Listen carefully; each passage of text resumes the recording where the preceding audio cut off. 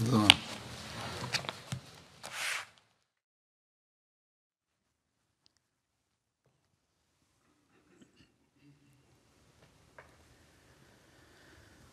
الله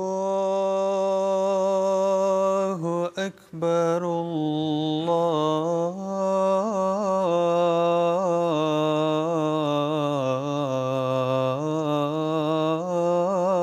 الله أكبر الله أكبر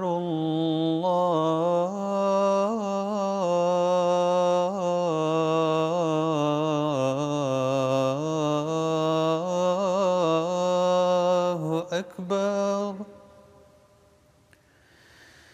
أشهد أن لا إله إلا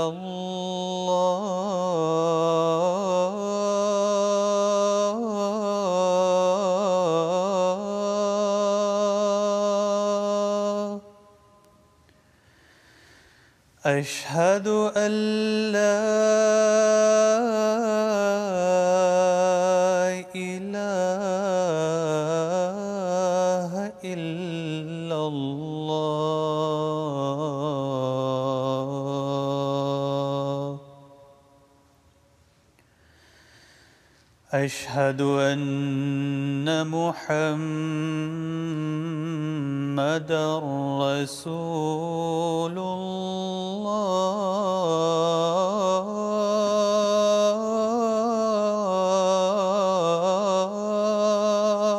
الله أشهد أن محمدًا رسول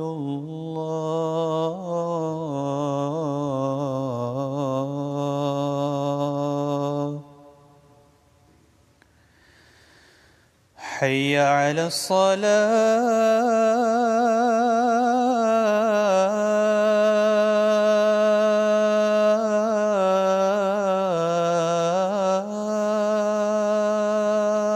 الصلاة حي على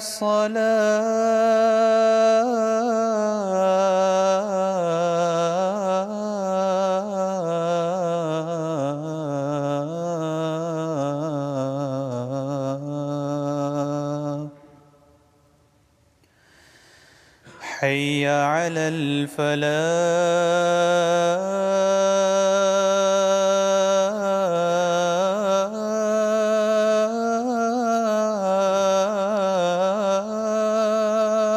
الفلاح حي على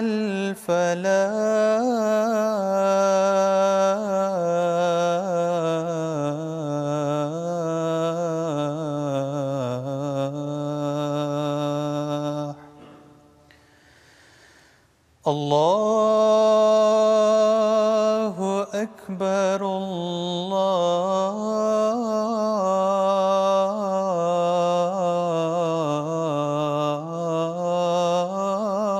الله أكبر لا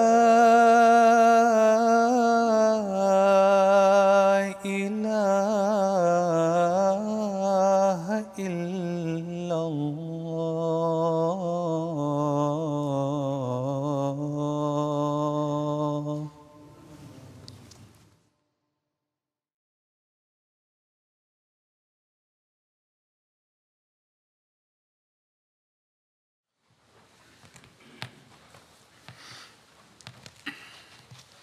السلام عليكم ورحمة الله.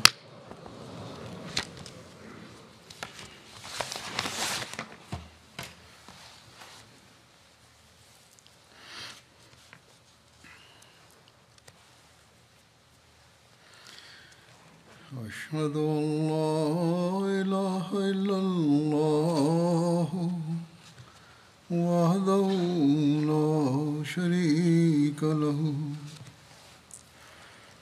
وأشهد أن محمدًا عبده ورسوله أما بعد فأعوذ أعوذ بالله من الشيطان الرجيم بسم الله الرحمن الرحيم الحمد لله رب العالمين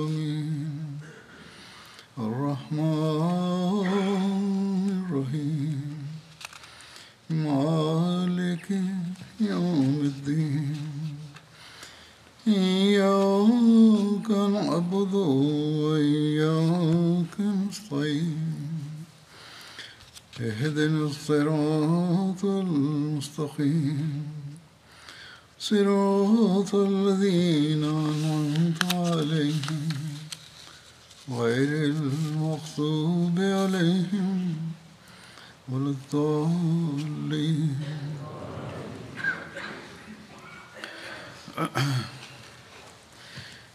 Hadrat sallallahu alaihi wasallam, peristiwa-peristiwa dalam kehidupan Rasulullah SAW yang terjadi pada saat pertempuran Badar atau setelahnya telah disampaikan.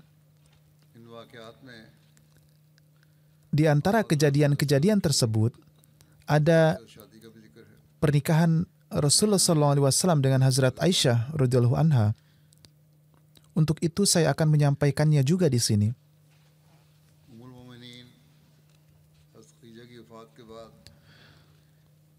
Suatu hari setelah wafatnya Ummul Mukminin, Hazrat Khadijah radhiyallahu anha, Khawlah binti Hakim yang merupakan istri Hazrat Utsman bin Maz'un radhiyallahu an mendatangi Rasulullah SAW dan berkata, "Wahai Rasulullah SAW, apakah Anda tidak ingin menikah?" Rasulullah SAW bertanya, "Dengan siapa?" Jawabnya, "Jika Anda berkenan, Anda bisa menikahi seorang gadis. Tetapi jika Anda berniat menikahi seorang janda, maka silakan saja." Rasulullah SAW bersabda, "Siapakah gadis itu?" Beliau diberitahu bahwa itu adalah Aisyah binti Abu Bakar radhiyallahu an. Mendengar hal ini, beliau SAW bertanya, "Siapakah janda itu?" Ia menjawab, "Saudah binti Zam'ah. Saudah telah menerima pendakwaan Anda dan menjadi pengikut Anda." Rasulullah SAW bersabda kepada Hazrat Khawlah, "Pergilah dan bicaralah kepada kedua keluarga mereka tentang aku." Setelah mendapat izin dari Rasulullah SAW, Hazrat Khawlah pergi dan pertama-tama pergi ke rumah Hazrat Abu Bakar Siddiq untuk menyampaikan lamaran pernikahan untuk Hazrat Aisyah. Hazrat Abu Bakar radhiyallahu an sedang tidak ada di rumah saat itu. Namun istri beliau, Hazrat Ummu Rumman radhiyallahu anha, hadir. Hazrat Khawlah radhiyallahu anha berbicara kepadanya dan mengucapkan selamat kepadanya. Ia berkata, "Wahai Ummu Rumman, sungguh luar biasa keberkatan yang diberikan Allah Ta'ala kepada Anda." Ia bertanya, "Berkah apa ini?" Hazrat Khawlah berkata, "Rasulullah SAW telah mengutusku untuk menyampaikan lamaran pernikahan untuk Aisyah." Ummu Rumman menjawab, "Kalau begitu sebaiknya Anda menunggu Abu Bakar kembali." Setelah beberapa saat, Hazrat Abu Bakar radhiyallahu an kembali ke rumah dan Hazrat Khawlah mengatakan kepada beliau hal yang sama yang ia katakan kepada Ummu Rumman. Hazrat Abu Bakar Siddiq bertanya, "Khawlah, beritahu kami, keberkatan apakah itu?" Hazrat Khawlah berkata, "Rasulullah SAW telah mengutusku untuk menyampaikan pesan lamaran pernikahan untuk Aisyah." Mendengar hal ini, Hazrat Abu Bakar Siddiq berkata, "Apakah pernikahan Aisyah dengan Rasulullah SAW adalah sah? Aisyah adalah putri dari saudara laki-lakinya." Hazrat Khawlah memikirkannya dan setelah kembali, ia menyampaikan perkataan Hazrat Abu Bakar radhiyallahu an kepada Rasulullah SAW. Mendengar hal ini, Rasulullah SAW bersabda, "Kembalilah dan katakan padanya bahwa aku adalah saudaranya dalam Islam, begitu juga sebaliknya. Saya secara sah diperbolehkan menikahi putrinya dan tidak ada keberatan terhadap hal ini." Oleh karena itu, Hazrat Khawlah radhiyallahu anha kembali dan menyampaikan hal ini kepada Hazrat Abu Bakar. Setelah itu, Hazrat Abu Bakar berkata, "Tunggu," dan beliau pergi keluar rumah. Hazrat Ruman berkata, Mutim bin Adi telah menyampaikan lamaran putranya untuk Aisyah. Demi Allah, Abu Bakar tidak pernah membuat janji yang telah ia langgar. Oleh karena itu, Hazrat Abu Bakar pergi menemui Mutim bin Adi dan istrinya. Ummu Al-Fatah juga bersamanya. Wanita itu berkata, wahai Ibnu Quhafah, jika kami menikahkan putra kami dengan putri Anda, maka boleh jadi Anda akan memasukkannya ke dalam agama yang Anda ikuti. Hazrat Abu Bakar radhiyallahu an berkata kepada Mutim bin Adi, apakah kalian mempunyai pendapat yang sama? Beliau bertanya pada suami dan istri. Ia menjawab, saya pun mengatakan hal yang sama seperti istri saya. Hazrat Abu Bakar radhiyallahu an melewati Mutim dan Allah menghapus semua kegelisahan dari hatinya sehubungan dengan janji ini.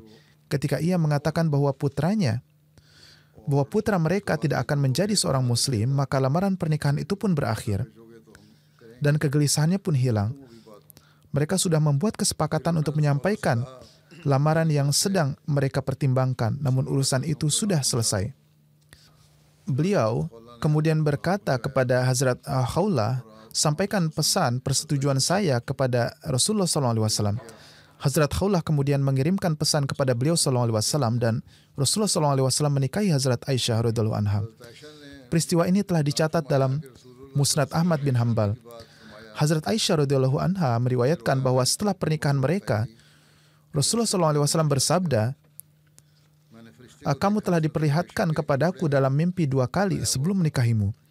Saya melihat seorang bidadari sedang menggendongmu dengan sehelai sutra. Dalam riwayat lain disebutkan, malaikat berkata, ini pasanganmu yang salehah. Saya bertanya kepadanya, lepaskan kain itu.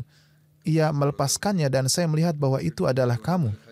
Saya berpikir bahwa jika ini dari Allah Ta'ala, maka dia pasti akan menggenapkannya. Rasulullah SAW bersabda, kemudian kamu diperlihatkan kepadaku dalam mimpi, kamu sedang digendong dengan menggunakan sehelai kain sutra. Saya berkata kepada malaikat, lepaskan kain itu, dan ia pun melakukannya. Yang kulihat adalah kamu di sana. Lalu aku berkata, jika ini dari Allah Ta'ala, niscaya dia akan mengabulkannya. Riwayat Hazrat Aisyah radhiyallahu anha ini disebutkan dalam Sahih Bukhari. Dalam Al-Istiab, sebuah kitab yang memuat perikadaan para sahabat, terdapat riwayat Hazrat Aisyah radhiyallahu anha bahwa suatu ketika Hazrat Abu Bakar radhiyallahu an bertanya kepada Rasulullah SAW, wahai Rasulullah, mengapa Tuhan tidak mengadakan rukhsat tanah atau upacara pelepasan untuk istri Tuhan? Beliau SAW menikah dengan Hazrat Aisyah radhiyallahu anha, tetapi rukhsat tanahnya belum diadakan. Oleh karena itu Hazrat Abu Bakar radhiyallahu an bertanya, mengapa Tuhan belum mengadakan rukhsat tanahnya? Rasulullah SAW bersabda, itu disebabkan karena jumlah maharnya. Hazrat Abu Bakar memberi beliau SAW 12,5 auqiyah. 1 auqiyah adalah setara dengan 4 dirham. Lalu Rasulullah SAW mengirimkannya ke rumah kami, yaitu sebagai mahar. Terdapat beberapa pendapat di antara para sejarawan, penulis biografi dan perawi di kemudian hari sehubungan dengan usia Hazrat Aisyah radhiyallahu anha pada saat menikah. Dan pihak lain terus melontarkan tuduhan mengenai hal ini. Namun pada prinsipnya, ketika Hazrat Aisyah radhiyallahu anha menikah, tidak ada hal yang tidak biasa dalam hal usia beliau yang dapat memancing orang-orang untuk melontarkan kritikan atau tuduhan. Jika seandainya yang terjadi adalah sesuatu yang tidak biasa, pastinya orang-orang munafik atau para penentang akan dengan keras melontarkan tuduhan. Namun hal demikian tidak disebutkan dalam buku manapun. Sehubungan dengan kitab-kitab yang menyebutkan usia Hazrat Aisyah radhiyallahu anha lebih rendah dibandingkan kitab-kitab biasa. Berkenaan dengan itu, sang hakaman adalan, hakim yang adil, Hazrat Masih Maud alaihissalam telah menyatakan bahwa kitab-kitab tersebut memuat pernyataan yang tidak mendasar. Beliau alaihissalam menyatakan bahwa riwayat Hazrat Aisyah radhiyallahu anha yang menyebutkan usia beliau radhiyallahu anha adalah 9 tahun merupakan riwayat yang tidak berdasar. Hal ini tidak terbukti dalam hadis manapun maupun dalam Al-Quran. Hazrat Mirza Bashir Ahmad radhiyallahu an telah menulis rincian berikut sehubungan dengan rukhsat tanah Hazrat Aisyah radhiyallahu anha. Setelah kewafatan Hazrat Khadijah, Nabi SAW menikahi Hazrat Aisyah Siddiqah. Pernikahan ini terjadi pada tanggal 10 Nabawi di bulan Syawal. Pada saat itu, Hazrat Aisyah radhiyallahu anha berusia 7 tahun. Namun tampaknya pertumbuhan dan perkembangannya telah matang dengan baik. Jika tidak ada alasan bagi Khawlah binti Hakim radhiyallahu anha untuk mengusulkan pernikahan ini dan menganggapnya sebagai pasangan yang cocok untuk Rasulullah SAW. Bagaimanapun, Hazrat Aisyah belum sepenuhnya dewasa hingga saat itu.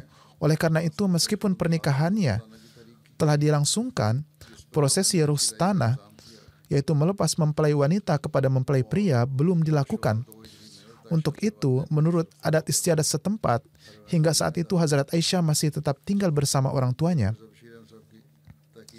Namun pada tahun kedua Hijrah, setelah 5 tahun berlalu sejak diumumkannya pernikahan beliau, Hazrat Aisyah telah matang sepenuhnya pada usia 12 tahun. Oleh karena itu, Hazrat Abu Bakar radhiyallahu an sendirilah yang meminta Nabi SAW agar ruh tanah dilangsungkan. Atas hal ini, Nabi SAW mengatur agar mahar dibayarkan, dan pada bulan Syawal 2 Hijriah, Hazrat Aisyah radhiyallahu anha melepas rumah orang tuanya lalu memasuki rumah Nabi suci SAW. Ini adalah berdasarkan penelitian yang dilakukan oleh Hazrat Mirza Bashir Ahmad Sahib. Namun beberapa sejarawan menyebutkan usia beliau bahkan lebih besar dari ini. Pada saat itu, ibunda Hazrat Aisyah radhiyallahu anha tinggal di pinggiran kota Madinah di sebuah tempat bernama Al-Sun. Para wanita dari kalangan Ansar berkumpul di sana dan menghiasi Hazrat Aisyah radhiyallahu anha untuk ruh tanahnya. Kemudian Nabi SAW pergi ke sana sendiri. Setelah itu Hazrat Aisyah melepas rumahnya dan memasuki rumah Rasulullah SAW. Sehubungan dengan keistimewaan Hazrat Aisyah, Hazrat Mirza Bashir Ahmad Sahib radhiyallahu an menulis, meskipun usia beliau masih belia, kecerdasan dan daya ingat Hazrat Aisyah radhiyallahu an benar-benar luar biasa. Dan di bawah talim dan tarbiyat Rasulullah SAW, beliau meningkat pesat secara menakjubkan. Sebenarnya inilah tujuan Rasulullah SAW membawa Hazrat Aisyah ke rumahnya pada usia yang sangat belia, sehingga beliau SAW dapat mentarbiyatinya sejak usia muda sesuai dengan kehendak beliau, dan supaya Hazrat Aisyah mendapatkan kesempatan selama mungkin untuk dapat hidup bergaul dengan beliau, sehingga beliau dapat dibentuk untuk menjadi layak untuk tugas rentan dan luar biasa yang diembankan kepada istri seorang Nabi pembawa syariat. Dengan demikian, Nabi SAW berhasil mencapai tujuan ini, dan Hazrat Aisyah mengemban tugas untuk memberikan talim dan tarbiyat bagi para wanita muslim. Dan tidak ada bandingannya dalam sejarah Islam. Adapun sebagian besar dan signifikan dari antara hadis Nabi didasarkan pada riwayat Hazrat Aisyah. Faktanya jumlah total riwayat beliau sendiri mencapai 2.210 riwayat. Tingkat pengetahuan dan kebijaksanaan beliau serta pemahaman mendalam tentang agama sedemikian rupa sehingga para sahabat yang paling terkemuka menerima beliau sebagai otoritas, dan mereka biasa memperoleh banyak manfaat dari keberkatan beliau. Bahkan diriwayatkan dalam riwayat bahwa setelah kewafatan Nabi SAW, para sahabat tidak dihadapkan pada suatu permasalahan ilmiah pun yang mana Hazrat Aisyah tidak mempunyai jawabannya. Ada pernyataan dari Urwah bin Zubair bahwa dalam ilmu Al-Quran, dalam ilmu hukum waris, dalam ilmu halal dan haram, dalam ilmu fikih, dalam syair, pengobatan, dalam ilmu periwayatan Arab, dan dalam ilmu mata rantai garis keturunan, saya belum pernah melihat ulama yang lebih hebat dari Aisyah. Dari sisi kezuhudan dan qanaah, beliau memiliki status yang begitu besar sehingga pada suatu kesempatan beliau pernah menerima sejumlah 100.000 dirham dari suatu tempat, dan sebelum matahari terbenam beliau telah selesai membagikan seluruhnya untuk sedekah. Padahal saat itu di rumah beliau sendiri tidak ada apapun untuk disantap saat makan malam. Disebabkan oleh sifat-sifat yang sangat terpuji, beliau sangat disayangi oleh Nabi. Pada suatu ketika Nabi bersabda, terdapat banyak contoh yang hebat dari kalangan laki-laki, tetapi sangat sedikit dari kalangan wanita. Kemudian Rasulullah menyebut Asiyah istri Fir'aun dan Maryam putri Imran, lalu melanjutkan dengan bersabda, Aisyah meraih keutamaan dibandingkan wanita lainnya seperti halnya sarit yang merupakan makanan terbaik di Arab. Kemudian saat para istri Nabi mengeluh kepada Rasulullah SAW tentang Hazrat Aisyah, namun beliau tetap diam. Tetapi ketika istri-istri beliau SAW bersikeras, beliau lalu bersabda, apa yang harus aku lakukan terhadap keluhanmu ini? Yang ku ketahui hanyalah bahwa aku belum pernah menerima wahyu dari Tuhanku saat bersama istri yang lain, sementara aku seringkali menerima wahyu saat bersama Aisyah.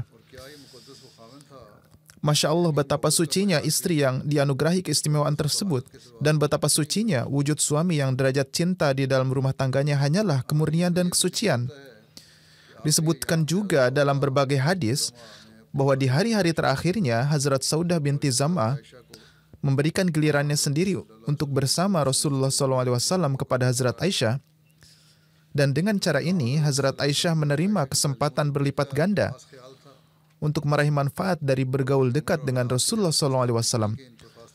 Maka dari itu, karena Rasulullah SAW secara khusus sangat peduli terhadap pendidikan dan tarbiyat Hazrat Aisyah, dan dari segi usia serta keadaan, Hazrat Aisyah pun sangat mampu untuk mendapat perhatian yang khusus.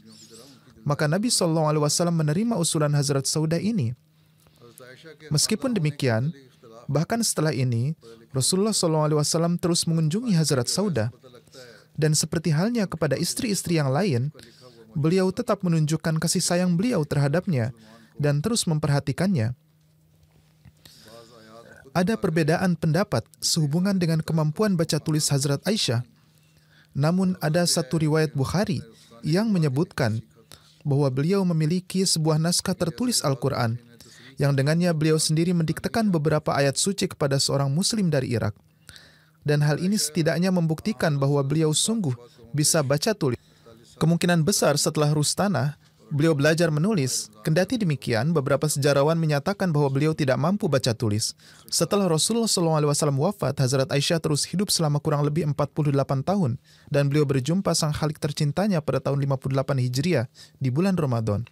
Saat itu usia beliau kira-kira 68 tahun. Peristiwa lain yang terjadi pada masa Rasulullah SAW segera setelah Perang Badar adalah tentang putri beliau Hazrat Zainab radhiyallahu anha. Saat itu beliau masih berada di Mekah dan kemudian hijrah ke Madinah. Menantu Rasulullah SAW, Abul As bin Rabi, ditawan oleh kaum muslim di Perang Badar. Hazrat Zainab, istrinya yang sedang berada di Mekah, pada saat itu mengirimkan kalungnya sebagai tebusan untuk suaminya, yaitu kalung yang dihadiahkan ibunya, Hazrat Khadijah radhiyallahu anha, pada saat pernikahannya. Yang membawa kalung ini adalah saudara laki-laki Abul As, Amr bin Rabi. Ketika Rasulullah SAW melihat kalung itu, beliau menjadi sangat sedih dan menitikkan air mata. Beliau bersabda kepada para sahabat, "Jika kalian anggap perlu, bebaskan suami Zainab dan kembalikan juga kalung ini." Para sahabat menjawab, "Tentu saja wahai Rasulullah." Maka dari itu Abul As dibebaskan dan kalung Hazrat Zainab juga dikembalikan kepadanya. Namun Rasulullah SAW membebaskan Abul As dengan syarat bahwa beliau, begitu ia sampai di Mekah, ia akan mengizinkan Hazrat Zainab untuk pindah ke Madinah.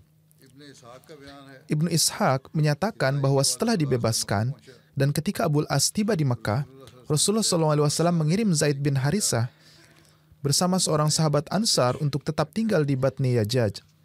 Batni Yajaj terletak 8 mil dari Mekah.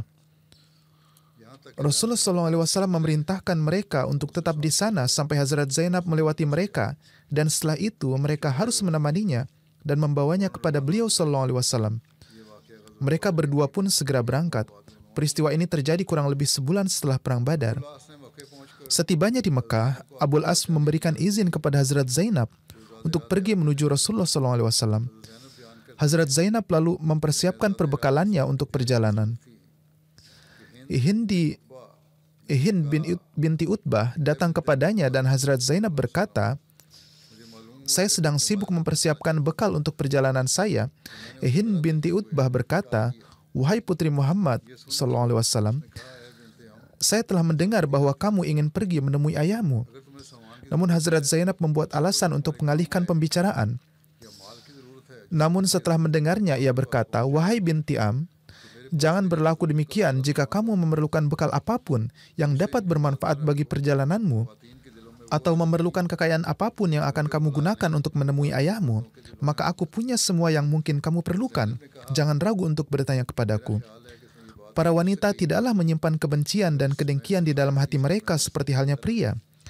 Hazrat Zainab berkata, "Saya berpikir bahwa ia telah mengatakan hal ini dengan tulus, namun saya takut padanya jadi saya mengajukan alasan-alasan." Ibnu Ishaq menyatakan, Hazrat Zainab membuat persiapan untuk perjalanan. Ketika telah menyelesaikan persiapannya, saudara laki-laki Abul As, Kinanah bin Rabi, memberinya sebuah tunggangan, lalu ia mengambil busur panah beserta tempat anak panahnya dan berangkat. Hazrat Zainab berangkat ketika hari masih siang dan saat itu duduk di tandu. Ketika orang Quraisy mengetahui hal ini, mereka berangkat mencarinya dan menemukannya di Zitawa. Zitawa adalah sebuah lembah terkenal di Mekah, sekitar setengah mil jauhnya dari Masjidil Haram.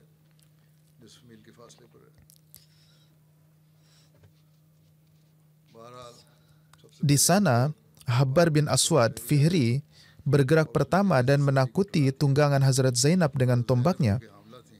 Hazrat Zainab saat itu sedang mengandung dan akibatnya mengalami keguguran.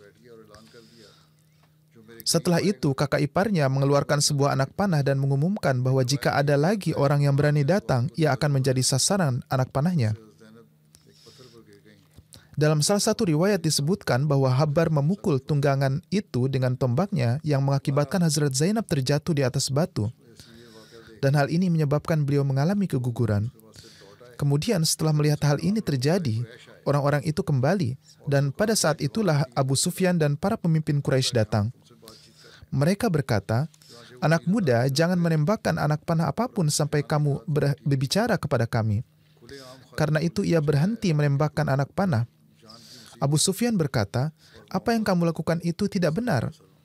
Kamu mengambil wanita ini di siang benderang, padahal kamu sepenuhnya menyadari keadaan sulit kita dan perbuatan Muhammad SAW.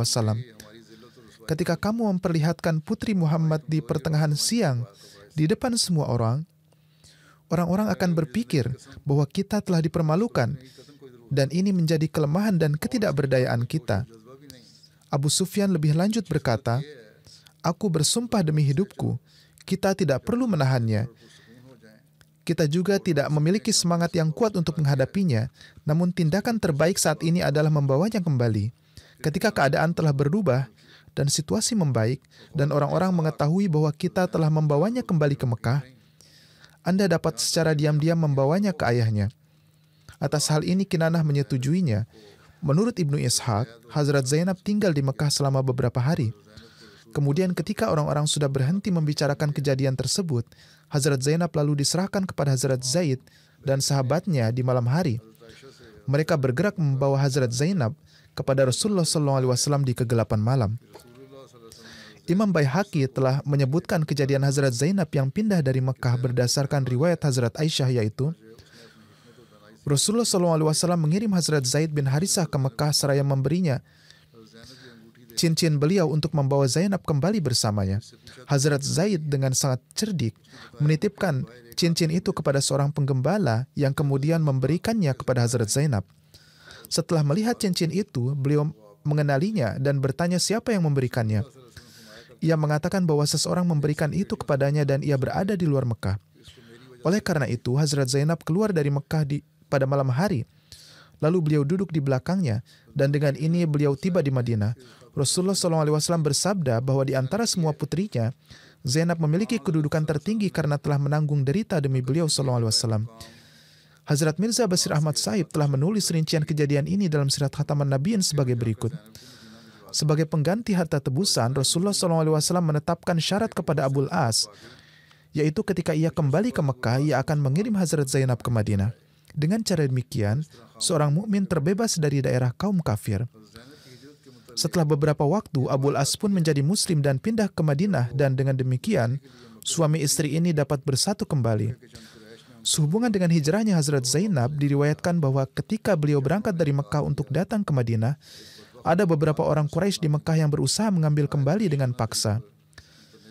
Ketika beliau melawan, seorang laki-laki keji bernama Habbar bin Aswad dengan sangat biadab menyerang beliau dengan tombak. Rasa takut dan terkejut akibat serangan tersebut mengakibatkan beliau menderita keguguran. Kenyataannya pada saat itu beliau sangat terkejut sehingga setelah kejadian itu beliau tidak pernah bisa pulih sepenuhnya.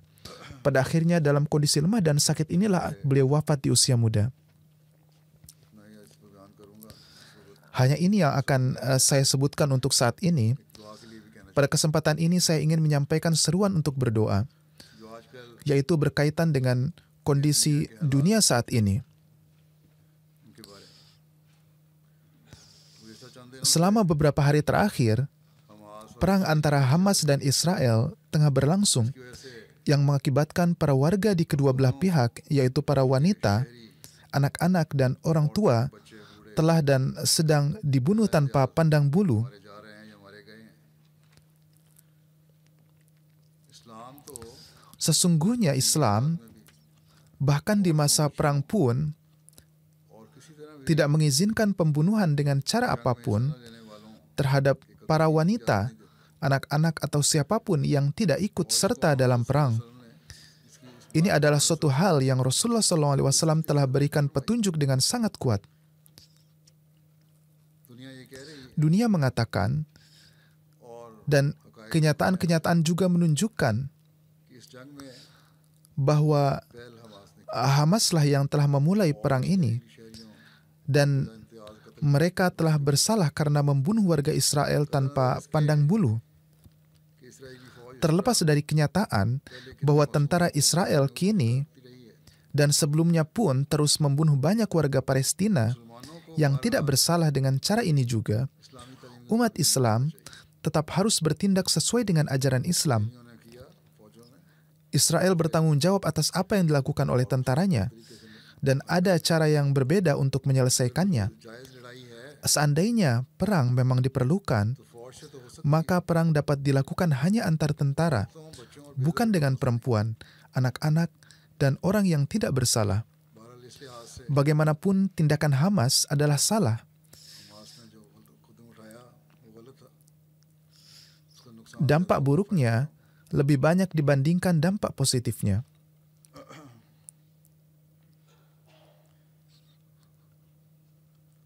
अगर ये जो भी था Hukuman atas semua yang telah terjadi atau perang seharusnya tetap terbatas pada Hamas, dan sesungguhnya inilah yang merupakan keberanian yang sejati.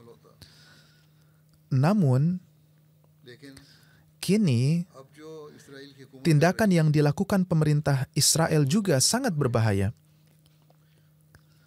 और ये Situasi ini sepertinya tidak akan ada habisnya.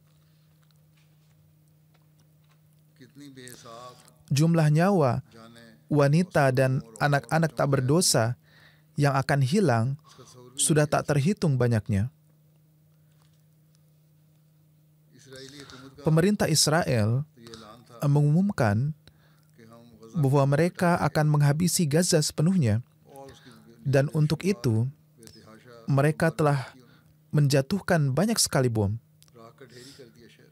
Mereka telah menghancurkan kota menjadi abu. ये पैदा हुई है Keadaan terkini adalah mereka mengatakan bahwa lebih dari 1 juta orang harus meninggalkan Gaza, कुछ उसमें से निकल dan beberapa di antaranya memang sudah mulai meninggalkan Gaza. इस पर शुक्र है Syukurlah, walaupun mungkin lemah, कि मरी मरी bahwa Perserikatan Bangsa-Bangsa telah menyuarakan pernyataannya dengan mengatakan वालों की तरफ से निकली है bahwa hal ini merupakan pelanggaran hak asasi manusia कि बमाली हो या dan merupakan tindakan yang salah, और इससे dan ini akan menimbulkan banyak kesulitan. और इसराइल को अपने Oleh karena itu, Israel harus mempertimbangkan kembali perintah ini. बजाय इसके Alih-alih dengan tegas mengatakan bahwa ini salah, Perserikatan Bangsa-Bangsa hanya sekedar mengajukan permintaan. इन मासूमों का कोई कसूर नहीं जो जंग नहीं कर रहे Bagaimanapun juga, orang tak berdosa yang tidak ikut serta dalam perang, mereka sama sekali tidak bersalah. तो बच्चों और आम शहरी को मासूम Jika dunia menganggap bahwa para wanita, anak-anak, dan warga negara Israel adalah tidak bersalah, maka warga negara Palestina juga sama tidak bersalah. किताब की तो अपनी तालीम भी ये कहती है Ajaran mereka, yaitu para ahli kitab ini juga menyatakan bahwa pertumpahan darah semacam itu tidak diperbolehkan. नाम है कि उन्होंने गलत Jika mereka menuduh umat Islam telah salah, maka mereka sendiri harus merenungkan perilaku mereka sendiri. किया बहरहाल Bagaimanapun, kita harus banyak berdoa. फ़लस्तीन के सफ़ीर ने यहाँ Duta Besar Palestina untuk Inggris memberikan wawancara televisi di sini. और सवाल करने वाले के जवाब में कहा Mungkin kepada BBC, एक militant dan sebagai jawaban atas sebuah pertanyaan, और फ़लस्तीन ia mengatakan bahwa Hamas adalah kelompok militan, bukan pemerintah, dan tidak ada hubungannya dengan pemerintah Palestina. और उनकी ये बात दुरुस्त Pada saat yang sama, ia mengajukan pertanyaan, dan memang demikian, bahwa jika keadilan sejati ditegakkan, maka hal seperti itu tidak akan terjadi. अगर बड़ी ताकतें Jika kekuatan-kekuatan besar, negara-negara besar, tidak mempunyai standar ganda, maka kegelisahan dan Damani और जंगें peperangan di dunia tidak akan pernah terjadi.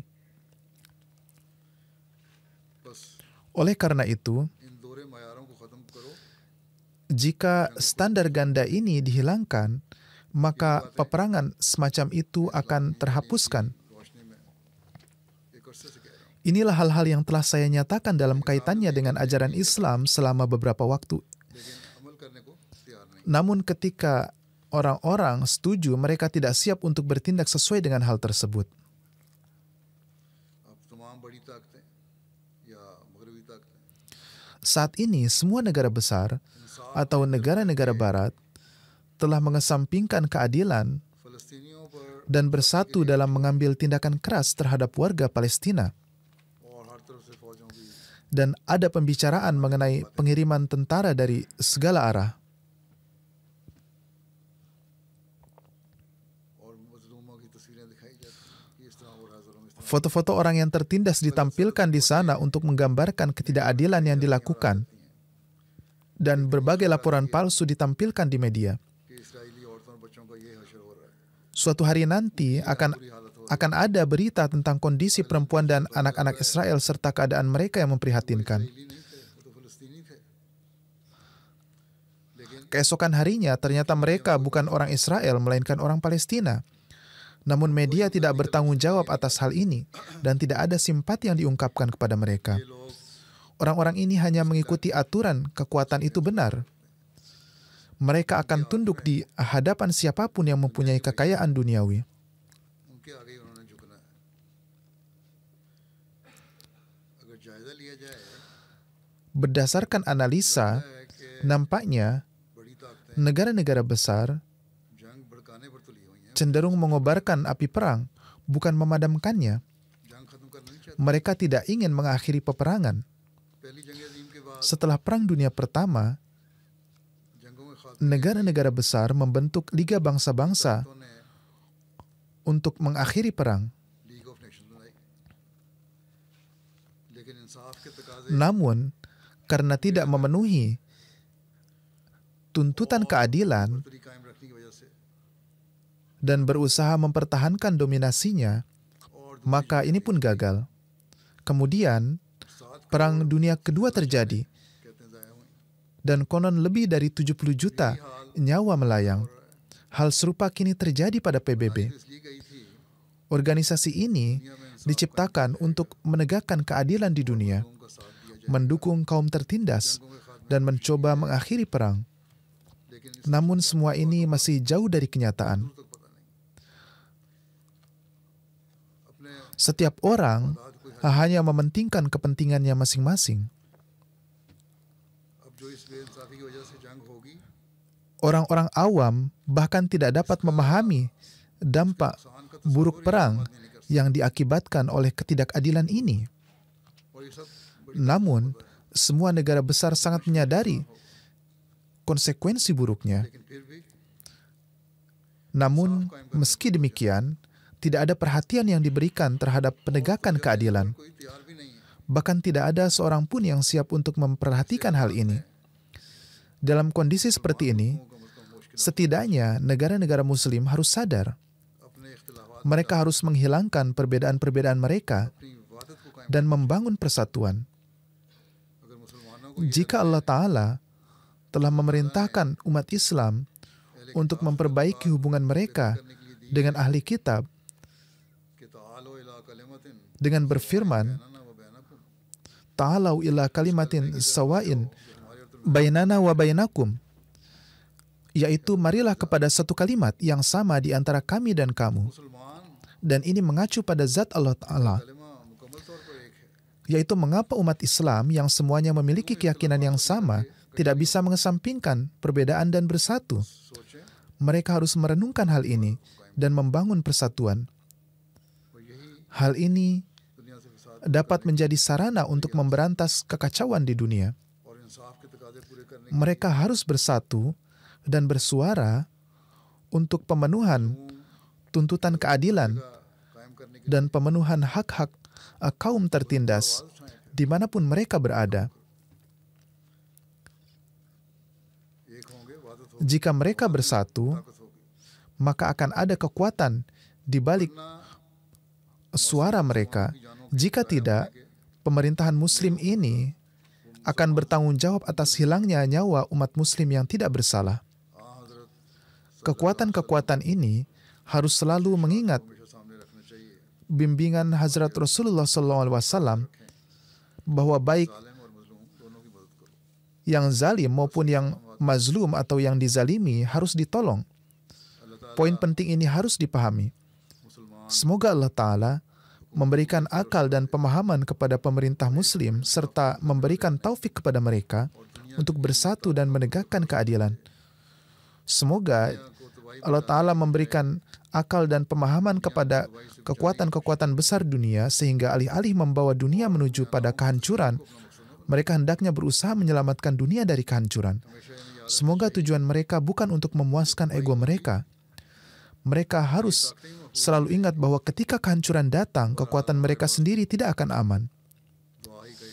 Bagaimanapun, yang kita miliki hanyalah senjata doa yang harus digunakan oleh setiap Ahmadi saat ini lebih dari sebelumnya. Beberapa keluarga Ahmadi juga dikepung di Gaza. Semoga Allah Ta'ala menjaga keselamatan mereka. Semoga Allah Ta'ala menjaga keselamatan semua orang yang tidak bersalah dan tertindas dimanapun mereka berada.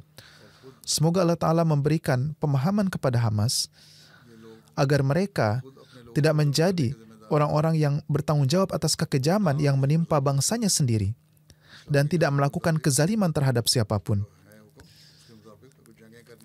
Jika mereka terpaksa harus berperang, maka mereka harus melakukannya sesuai dengan perintah Islam, yaitu permusuhan suatu kaum tidak seharusnya membuat kita menjauh dari tindakan yang adil. Ini adalah perintah Allah Ta'ala. Semoga Allah Ta'ala memberikan taufik kepada negara-negara besar untuk menegakkan keadilan di kedua pihak. Dan dengan demikian menciptakan perdamaian. Jangan sampai mereka condong ke satu pihak dan kemudian merampas hak pihak lain. Semoga mereka tidak melakukan ketidakadilan dan kekejaman. Semoga Allah Ta'ala memberi kita kesempatan untuk menyaksikan perdamaian dan keamanan di dunia. Setelah sholat Jumat, saya juga akan memimpin 2 sholat jenazah. Salah satunya adalah sholat jenazah hadir. Apakah jenazah sudah tiba?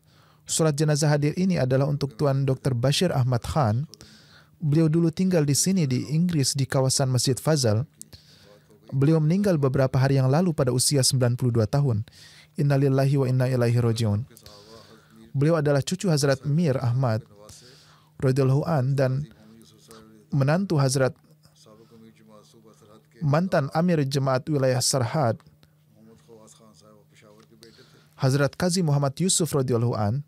Keduanya adalah sahabat Hazrat Masih Maud alaihi salatu wassalam. Beliau adalah putra dari Tuan Mahmud Khawas Khan dari Peshawar. Almarhum rutin melaksanakan solat dan puasa serta memiliki jalinan yang kuat dengan khilafat. Beliau peduli terhadap orang-orang yang membutuhkan dan merupakan seorang yang tulus dan saleh.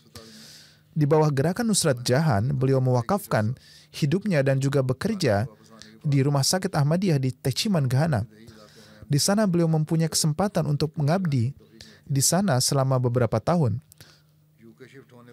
Setelah kembali dari Ghana, beliau mendapat taufik untuk mendirikan kamp medis di desa-desa dekat Islamabad atau Pakistan bersama dengan dokter Ahmadi lainnya. Pada masa Hazrat Khalifatul Masih Rabi rahimahullah, setelah beliau pindah ke Inggris, beliau juga rajin melaksanakan tugas mempersiapkan terjemahan dan ringkasan khutbah Jumat. Beliau sangat mencintai Al-Quran. Beliau secara teratur mempelajari dan merenungkan Al-Quran dan beliau juga mengajarkan terjemahannya kepada anak-anaknya. Sewaktu kecil, pada masa Hazrat Muslim Maud radhiyallahu an, beliau berkesempatan pergi dan tinggal di Kadian dalam waktu yang lama. Beliau telah menghafal banyak pidato-pidato Hazrat Muslim Maud radhiyallahu an. Demikian pula, beliau juga menghafal banyak kutipan dan syair Hazrat Masih Maud alaihissalam. Beliau adalah seorang musi. Beliau meninggalkan seorang istri, seorang putra dan 6 putri. Menantu laki-lakinya, Dr. Musallam Al-Drubi, mengatakan Beliau rutin melaksanakan sholat tahajud. Beliau adalah seorang yang suci dan beriman. Beliau adalah orang yang bertakwa dan pemberani. Dan beliau memiliki kecintaan yang luar biasa terhadap jemaat dan khilafat. Saya mendapat pelajaran berharga tentang rasa cinta terhadap khalifah dari beliau. Almarhum juga sangat semangat dalam bertablik.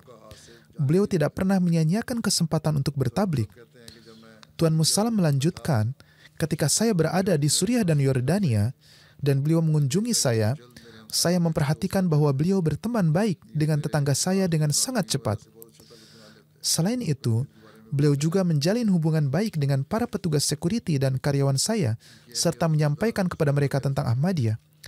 Istrinya Zubaidah mengatakan, pada masa Hazrat Khalifatul Masih Salis rahimahullah, beliau diperintahkan untuk melakukan perjalanan ke Afrika Barat di bawah gerakan Nusrat Jahan. Dengan ketaatan penuh, beliau segera mulai bersiap. Beliau membuat persiapan begitu cepat hingga membuat saya tercengang. Putri kami saat itu berusia 2 bulan, namun beliau mengatakan bahwa kami harus segera melakukan persiapan karena ini adalah perintah imam kita.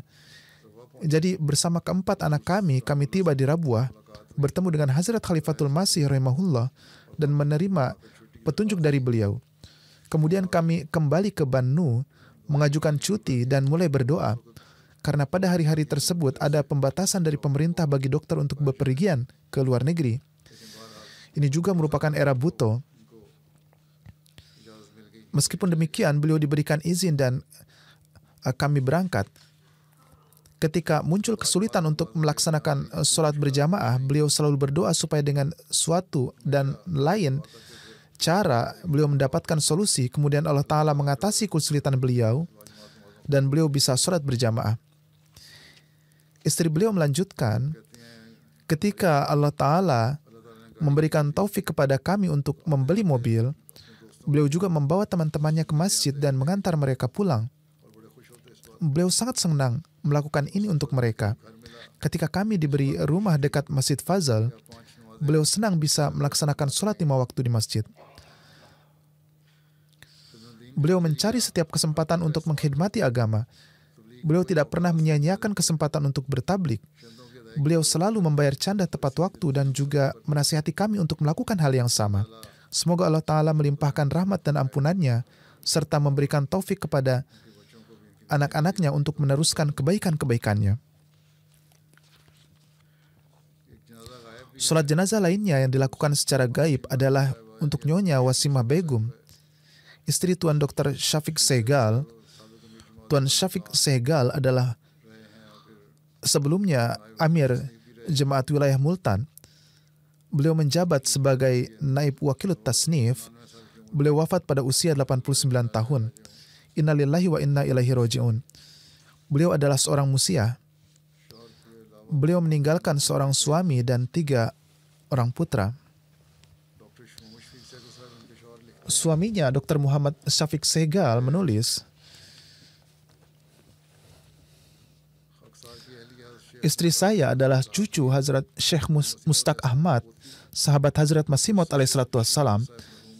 Beliau adalah putri dari almarhum Hakim Syekh Basir Ahmad dari Lahore. Beliau juga keponakan dari Sayyidah Ummu Wasim. Beliau memiliki ikatan yang kuat dengan khilafat dan selalu setia. Cucu beliau, Muhyiddin, menulis, nenek saya memiliki semangat pengorbanan yang besar. Beliau sering membaca Ruhani Khazain. Lebih lanjut mengatakan, karena kakek saya adalah seorang wakaf zindegi, saya pernah bertanya kepada nenek saya apakah beliau juga seorang wakaf. Beliau menjawab dengan mengatakan bahwa khalifah telah mengatakan bahwa istri-istri dari para wakaf zindegi juga merupakan seorang wakaf. Aisyah, menantu perempuannya, yang juga keponakannya, berkata, bibi saya sangat ramah dan disayangi oleh semua orang. Dalam janji lajnah, para lajnah berjanji untuk mengorbankan nyawa, harta, waktu, dan anak-anaknya, dan beliau sungguh adalah contoh dalam memenuhi janji tersebut. Ia lebih lanjut berkata, setelah saya menikah, beliau memberikan banyak bimbingan kepada saya sehubungan dengan perkara-perkara tarbiyat. Beliau juga mengajari saya terjemahan Al-Quran kata demi kata. Kemudian Zakiyah, menantu sekaligus keponakannya, berkata, bibi saya membantu orang miskin dan merupakan wanita teladan. Beliau mencintai semua orang. Beliau tidak pernah menentang apapun yang dikatakan suaminya. Beliau adalah sosok yang memberikan manfaat dan selalu siap membantu orang lain. Adik beliau, Nyonya Naimah Jamil, mengatakan, beliau penuh kasih sayang seperti ibu saya. Saya menjanda pada usia 50 tahun, namun Allah Ta'ala menjadikan beliau bagaikan malaikat bagi diri saya. Beliau selalu membantu saya dalam segala hal dan membimbing saya. Beliau lebih lanjut mengatakan, beliau adalah taat dalam beribadah. Tapi beliau juga sangat memperhatikan pemenuhan hak-hak hamba Allah Ta'ala.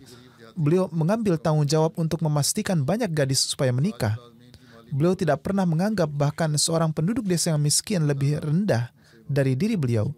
Beliau selalu berusaha semaksimal mungkin untuk membantu perekonomian setiap bawahan beliau yang membutuhkan. Semoga Allah Ta'ala melimpahkan rahmat dan ampunannya kepada beliau. Semoga Dia memberikan taufik kepada anak-anak beliau untuk dapat meneruskan kebaikan-kebaikan beliau.